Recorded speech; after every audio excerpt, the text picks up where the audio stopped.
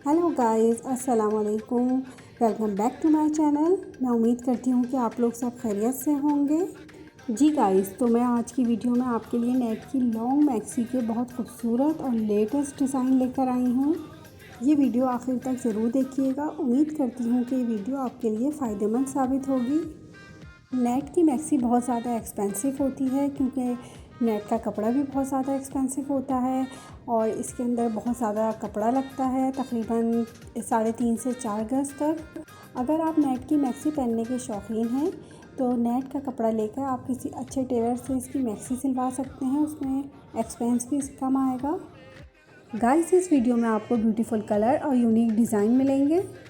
आपके बहन भाई की या किसी भी करीबी रिलेटिव की अगर कोई तकरीब हो तो ये खूबसूरत मैक्सी ज़रूर बनवाइएगा। बहुत अच्छी लगेंगी, बहुत प्यारे कलर्स हैं इसमें। नेट की यही अच्छी बात है कि इसके डिज़ाइन भी बहुत अच्छे होते हैं, इसके कलर्स भी बहुत अच्छे होते हैं, इसके डिज़ाइंस की बेइंतहा वैरायटी होती है।